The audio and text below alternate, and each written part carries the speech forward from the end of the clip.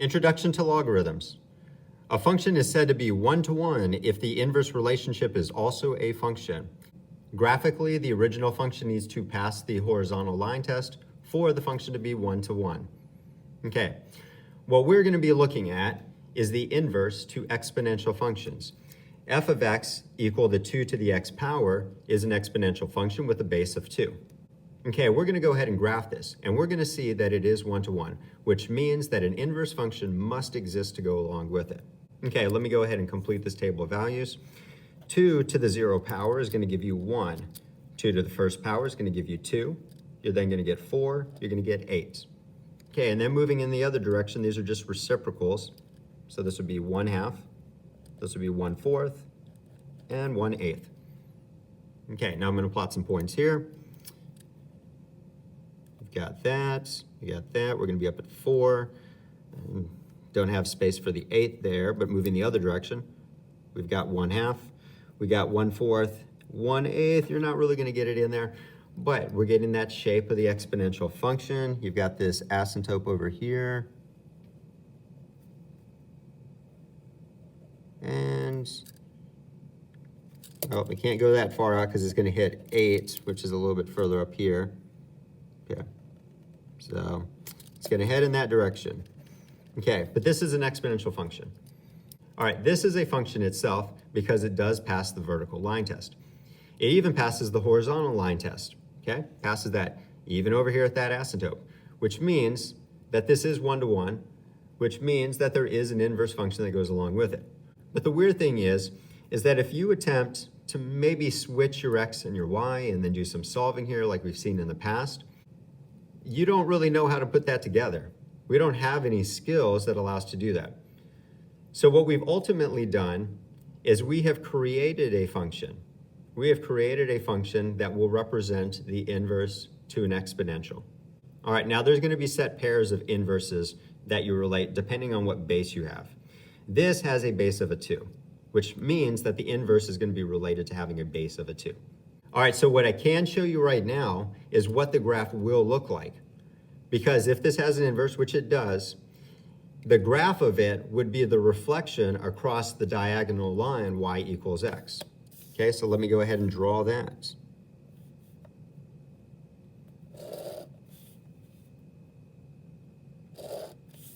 Okay, I'm going to reflect over that line.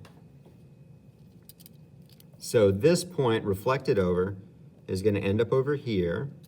This point is going to end up being at 2, 1. You can actually just flip the coordinates. Okay, so if this is at 1, 2, our new point is going to be at 2, 1. So go over 2, up 1. Okay, likewise here, this is 2, 4. So I'm going to plot the point 4, 2. Okay, and then you can imagine out here at 8 is when we'll get to 3. Okay, and then this point is going to match up here. And our asymptote is going to be along the y-axis down here.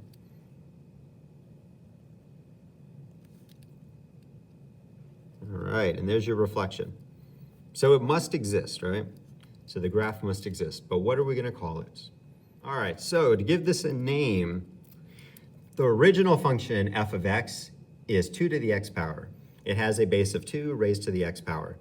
The inverse, the graph that we have here, f inverse of x, is going to be called log, L-O-G, log base 2 of x. Okay, so you're going to notice whatever the base is that we have here, we're going to use that as a subscript, and we're going to read this as log base 2, and then this is where your input will go. And that will graph this picture. All right, so let's just go ahead and verify that in the calculator, though. Okay, the original function, 2 to the x power, got that. Then for this, I'm going to have to track it down in here. It's under the math button. And there you are, log base. So I'm going to choose that. Type in a 2, then an x. There's your first. There's your second. The calculator does not completely show you the asymptote that would be down here. There's some things it's just not really capable of drawing, but you can still see this overall picture. And in fact, I could even trace some of the values if I want. Okay, let's jump onto that graph. For example, we should have 2, 1. So if I type in 2, it's going to come back as a 1. If I type in 4, I should get 2. We get that. If I type in 1/2, I should get -1. And we see that as well. All right, so a logarithm, in a sense, is a made-up function. It's a function that has to exist. We know it does because exponentials are 1 to 1. But we needed to come up with something to represent it, so we just called it a logarithm. Because of that process, we get something that is really unique, which is that we can take an equation that is a logarithm and we can change it into an exponential, and vice versa. We can take exponentials and we can change them into logarithms, which opens up a lot of doors on how we can work with problems that you couldn't do for other things in the past. So a little neat byproduct of the fact that we just had to create this function. Okay, now officially, the definition of a logarithm for positive numbers y and b, where b doesn't equal 1, you don't actually want to have a base of a 1. The logarithm of y with base b is going to be written as log base b of y and is defined as follows. If we have this, log base b of y is equal to x, if we have that, then this is absolutely true. B to the x power is going to be equal to y. Okay, so I want to make a visual comparison of this. We have our b here and also there. Now this is a subscript, but it's still going to be called a base. This is a base of a logarithm. This is a base of an exponential. Okay, and in a way, the y is kind of raised up compared to that subscript. It's not an exponent to it, but over here you're going to see b to the x power. Then over here you've got equals x. Over here you have equals y. So visually, this is what I do. If I'm wanting to switch between logarithms and exponentials, this is what I do visually. I cover up the log portion here and go ahead and just switch these around. So the x would be here, the y would be there. And then I rewrite it so that this is not a subscript, but it's a real size number b with an exponent set equal to the other side. Okay, so I can cover up the logarithm, switch these, just kind of clean up how it looks, and I've switched between the two of them. All right, so let's go ahead and try that out down here. We're going to rewrite each of these equations to either be a logarithm or an exponential equation, whatever we don't actually have. All right, so this is an exponential equation. 2 to the 4th power is equal to 16. And that is true. 2 to the 4th power is 16. Okay, now I can actually convert that into a logarithmic equation, which is also going to be true. What I'm going to do is introduce a log, okay? And I'm going to keep my base 2 as a subscript there, then switch this exponent with the other side. So I'm going to have a 16 here, which will be a regular size number 16, equal to a 4. Okay? And I'm going to type this into the calculator so you can see that it actually is a 4. All right, I'm going to go ahead and locate the log base part, type in a 2, a 16, and show you that this is equal to 4. And there it is. All right, so over here, not much different than what we see with this. And this is really a visual thing in how we approach it. We're going to bring in the log. The base is going to be the 4. We're going to switch these two.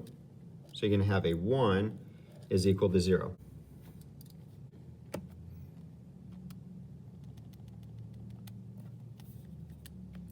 All right, base 4 of 1 is equal to 0. And as a side note, log base anything of 1 will be 0. That'll always be true, okay? Because it would come back to an exponential of some base raised to the 0 power is always going to be a 1. Okay, so log base anything of 1 will equal 0. Okay, if we start with logarithms, what we'll do is take that log out, let this right here, let that be your regular base. We'll then switch these, we get 1, so 12 to the 1st power is going to be equal, these flip, is equal to 12, which is absolutely true.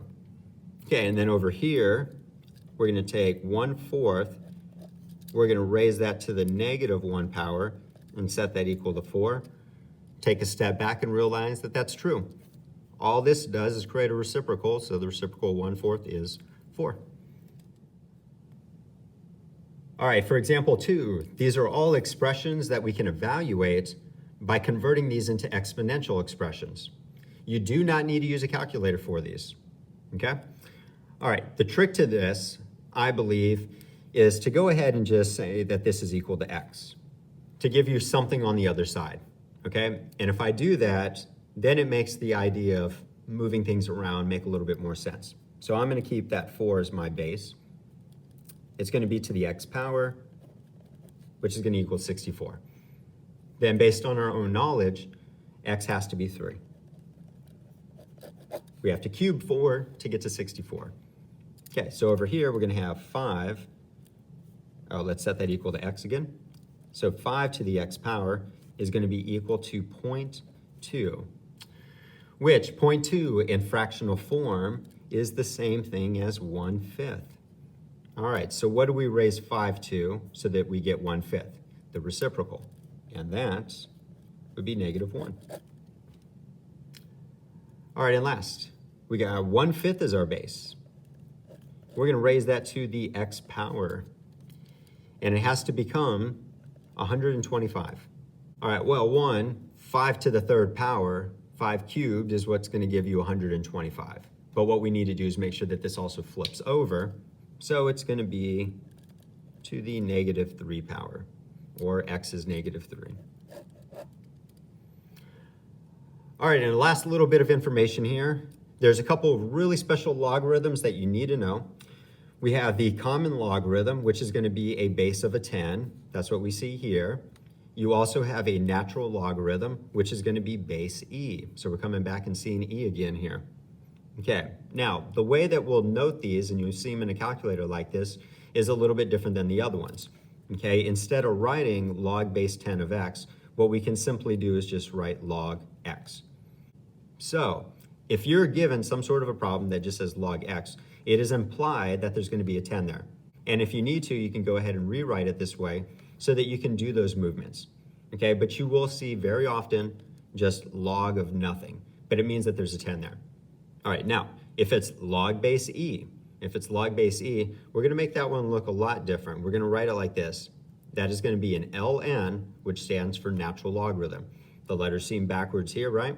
Okay, but this is an ln for the natural logarithm. And again, when you're working on a problem, if you find it easier just to change it into this, to call it log base e of x, so that you can move things around, that's fine. But you will typically see it printed this way as ln x, and we read that as the natural log of x.